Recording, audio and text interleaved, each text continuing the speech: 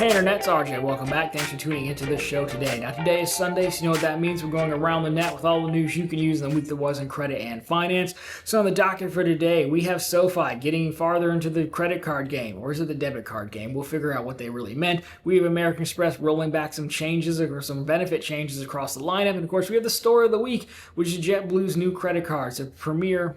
The card's called Premier. It's their top-end card. It's here.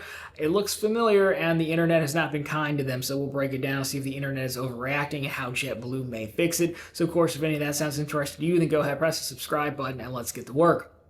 So let's lead off with SoFi, shall we? The fintech bank that became a real bank. They had a Q4 earnings call earlier this week, I believe it was, and one quote stood out and got picked up by the good doctor, so we'll take a look at this to lead off.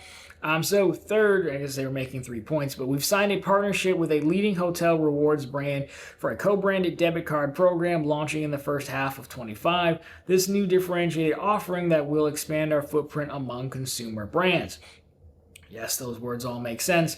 Now, we assume what they really meant to say was credit card. Again, as someone who talks for a living, you'd be surprised how many words I mess up. And, some of you guys, you're not afraid to let me know, but that's okay. We're just keeping each other honest. Iron sharpens iron on this channel, right? So anyhow, we assume that's what he meant. Not because I can't think of one debit card program of significance that is co-branded. Debit cards end up co-branded, but like I just opened up an Associated Bank checking account last night actually, and it's co-branded. The debit card, you can get a Milwaukee Brewers card, and they do some promotions through them, but it's not like a rewards program, right?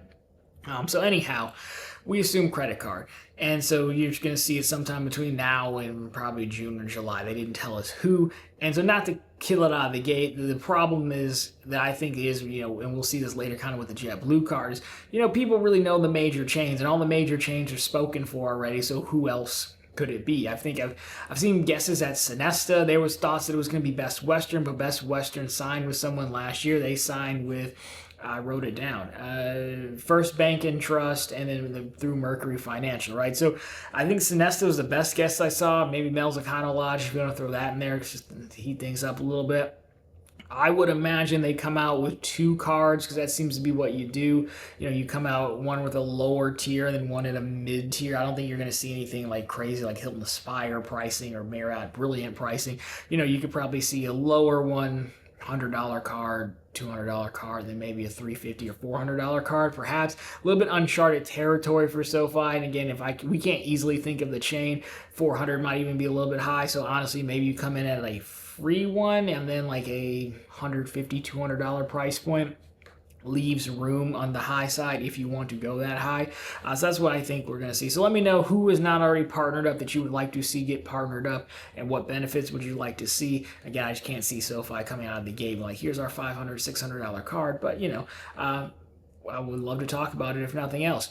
So what else we love to talk about is American Express, and we did so last week and probably the week before that and week before that. Ignoring all that though, we had the story where Amex on their earnings call said they are going to continue ramping up their product refreshes and tweaks and adjustments. Paraphrasing it, they said it much more corporate speak than that, but you get the point. So we have some changes that aren't I don't really think they're linked to the benefits, the changes they were talking about last time, but timing, right? Timing. So here's what you have changing with your American Express card. So 3 things. So update to the membership rewards program. So effective March 31st of this year, 2025, you can no longer redeem membership reward points at newegg.com and staples.com. Don't think anyone cares, so sure. ShopRunner card member benefit is going away, so it's going to go away March 31st. However, if you already are enrolled, or I think you still have time to enroll, then it's going to be good for a few years after that. It's actually for the rest of the year, then extended like 2 more years. So it's going away, but they're still going to want to take some time to wind down that partnership or those existing contracts out there. And then the American Express auto purchasing program, that is being sunset April 28th. And then you just can't use it anymore. If there are existing offers out there, then they're good through whatever their stated end date is. Those are the 3 things going away. Overall, I don't think any of those are major. No one here is probably using Newegg and Staples to redeem MR points, I would imagine. ShopRunner is nice. I've used it before. I think it's probably, when I've read, it's gone downhill a little bit. I haven't used it quite some time, but I've heard it's gone downhill a little bit. So, and even if you still get it for quite some time, so it's not really anything to be mad about right away. The auto purchasing program, we did a full video on as well. Not that I bought a car with it, but we just kind of highlighted how it worked and everything. That one, I gotta just imagine it wasn't that big. It wasn't worth the commitment to keep that thing up and running. If you're a dealer, I'd imagine you prefer finding your own indirect lending deals. Local credit unions, local banks are usually pretty good about that. They generally want you to go with the full financing route. You could only pay like a minimum. I mean, there was no cap on it, but I think you were guaranteed to pay like $2,000 or $3,000 to their Amex card, which is a nice benefit to be sure, but I probably just wasn't worth the time on either end to keep supporting that, is my guess. So one thing that we do hope gets supported into the future is this new JetBlue credit card, because it leaked on the website. We've talked about it in the past as a tease, but then it leaked on JetBlue's website. Someone pressed publish early. They pulled it, and the next day it was out. So we have the credit card. We'll take a look at it, and then we'll look at their JetBlue lineup, because we don't spend a ton of time talking JetBlue, but the card is getting crushed by the internet, so let's see if they are justified in their crushing or not. So what you have here is the JetBlue Premier Card. Annual fee, $499, so call it $500 because I hate when people do that. $150 for authorized user cards is what I remember reading. For your $500, you get 6x back on JetBlue and Paisley purchases. Paisley's like their platform where you can book, hotels and rental cars and things like that. 2x back grocery stores and restaurants, 1 back on everything else. Benefits here, 5,000 anniversary points each year, which is nice. So every time you renew, you'll get 5,000 points. Global entry to TSA Pre, reflected at the new pricing structure of both of those. Priority Pass Select membership, up to $300 in-statement credits per calendar year on Paisley purchases. We'll come back to that one in a second. Group A boarding, free check bag, earn towards Mosaic status, which is kind of their status program. No foreign transaction fees, 50% off in-flight purchases, 10% points back on JetBlue redemption. So you redeem your miles for JetBlue, they'll give you 10% back, which is nice. And if you wanted to, you could even redeem the points for a statement credit. Not sure the value on how that would work, but probably not the best use. You could the intro offer 70,000 miles plus 5 tiles, which I believe goes to their Mosaic status, with 5,000 in spend and paying the annual fee within 90 days of opening. Which I haven't seen someone specify paying the annual fee. That must be like a thing they're trying to do, an anti-churning provision. In case you get the card and you knock out the spend on 2 days. Which again, if you have the run with houses that I have, it's not that hard to do. Which isn't bragging. It's actually unfortunate, but you could do it. And so I think that they're trying to guard against that, because technically the annual fee posts at the end of your first statement cycle, so they were not going to give you the points until probably the second statement cycle. It's a first, it's a choice. The other thing that jumps out here is that Paisley $300 credit. I don't even know if I'm saying that right. Someone will correct me if I'm not. But because it's calendar year, in year number 1, that means you could get the card in February when we're watching this and taping this. Use your $300. And then in January, it resets. You get another $300, and then you could cancel the card, in February or March when your annual fee comes due. So in year number 1, if you like that service, you could get $600 for it, which, isn't bad. That puts you ahead $100 on the annual fee plus your intro offer. So if you like that, there's potential in year number 1. The problem really comes into when you look at the rest of the lineup, which is all with Barclays. So I'm going to put this on screen, and we're just going to bounce back and forth for you here. So we're going to bounce between their pages really quick. So this is the JetBlue Premier Card we just talked about. You notice the top line right there, 6X, 2X, Group A boarding, that whole deal. We cover the annual fee of $500. And then if I go over to the JetBlue Business Card, would you know it, 6X back, 2X back, Group A boarding, first check bag free, 6X, what else do we have? Benefits, a lot of the same benefits. $100 statement credit, no foreign transaction fees. You get all that stuff that's the exact same, except when you get to the bottom, it's a $99 annual fee. So this is basically the same thing. Sure, you're not getting the Priority Pass membership here, but you can earn Mosaic faster. Your points never expire. A lot of this stuff is the same as well. But let's keep going. What about the JetBlue Plus card? Wouldn't you know it, 6X points on JetBlue purchases, 2X back on restaurants and eligible grocery stores for another $99 annual fee. First check bag free, intro offer isn't even that much worse. Actually, it's 50,000 points. You don't get the tiles, but you do get a lot less in spend. Mosaic status faster, no foreign transaction fees. Look at that, 5,000 points bonus every anniversary year.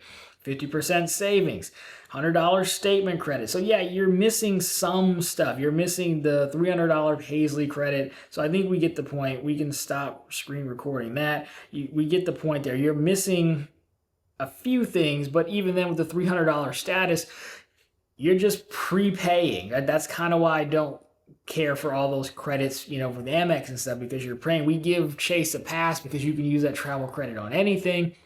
It's a little bit better. So to me, I'm not sure what they did here. The top part, the multipliers, is all the same. The anniversary points you can get cheaper.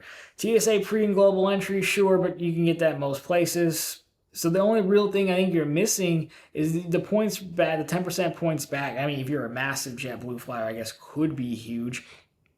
Maybe, but it's a $300 credit. So to me, this thing just seems unfinished and not thought out. There's no real significant enough differentiation between the other card that you can get for $400 less. Now, there's two things I think they could have done here. One, they could have done out of the gate, which is simply add Companion Pass. Companion Pass is how a lot of these $250 plus airline cards become worth it. Delta Platinum, Delta Reserve, for example. Or the other end of it is you could add, well, they don't have them yet, as we also talked about JetBlue making their own set of lounges. I think most of them are going to be out in New York. And we thought, hey, you could get in with this card most likely. Apparently not the case yet. So what I think they would do is, in year number one, I'm trying to get the fanfare of the intro offer, and I'll get some new customers that way. And then before you go out and close your account, somewhere between now and then, a year from now, I'll say, well, hey, we have these lounges, these Mosaic lounges or JetBlue lounges, whatever they're going to call them, at a few key airports. And then I'll just give you, I would hope, a full membership. I think it would have to have a full membership, unlimited entries. I would even hope some guest passes as well, but we don't really know. We're just speculating here. But anyways, my point is I could add that, and then that could entice people to keep it in year number two going forward, because then it comes down to, well, how much do you value the lounges? Because I'm giving you $300 off plus 5,000 points to keep it. Yes, you can get it elsewhere, but then you're down to $200. If you can use some of the other stuff, then maybe you're talking about something. You could make the argument it needs both things, but that's my guess. That's the only thing I can think of. And then maybe you extend some visits, some passes to the lower tier JetBlue cards. But it is so much similar to the other cards they have for significantly less. They didn't even raise the multiplier. I would have liked to see, if they're going to do 6x on a $100 card, I would at least like to see 10x back on JetBlue. I don't think that's being too aggressive, given that there's a $400 price difference between those cards. Because if nothing else, just get the entry one for your free check bags, and I think you're fine. There's not enough here right now that I would say that anyone should get this. The intro offer really isn't even that much higher than the other ones. Sure, it's 20,000 more miles plus these tiles, but it's also $4,000 more to spend. A lot of people can hit 1,005. You got to start breaking some stuff around your house. Which, just again, get 3 of them. You'll have no problems. But anyhow, so I think the internet is actually pretty justified crushing this card. It just doesn't seem super well thought out. It seems like a carbon copy and let's grab this and grab that, but it doesn't do anything for people. And so I would like to see a little bit better. But again, we don't know. I don't know. The JetBlue's known for being a top tier competitor in the airline space. So I think they kind of missed an opportunity here. There's a chance to save it if we end up being right and they add the lounge access to it. Then maybe, for the, dedicated JetBlue flyers, then maybe we're talking about something. But of course, that assumes the lounges are cool. I assume they would be, given how serious lounge wars are right now, but we just don't know. But again, if you want the intro offer in year number one, especially if you can take advantage of that Paisley $600 deal, which I think they did on purpose. I think they know. Because Barclays has been the credit card game for a long time doing co-brandings. We've seen many people, this is the last thing I'll say, going long on this point. I think they did that calendar year versus card member year on purpose. So we'll see if that resets. But overall, do better, JetBlue. But thank you for giving us something to talk about. So anyways, that's been the news. So if you liked it, drop me a thumbs up down below if you find it particularly interesting. Consider subscribing to the channel because we're posting content just like this every single week. Of course, right back here every Sunday with all the news you can use in the week that was in credit and finance. Of course, every single day over on ProfitContent.com, which is the channel's blog, always linked down below for you, and on the channel homepage, we have the latest news stories, plenty of bank promotions, and credit card offers. Hopefully some better than this, but, take the money any way you can get it. Anyways, guys, that'll do it for this one. As always, thanks so much for watching. I'll talk to you very soon in the next one.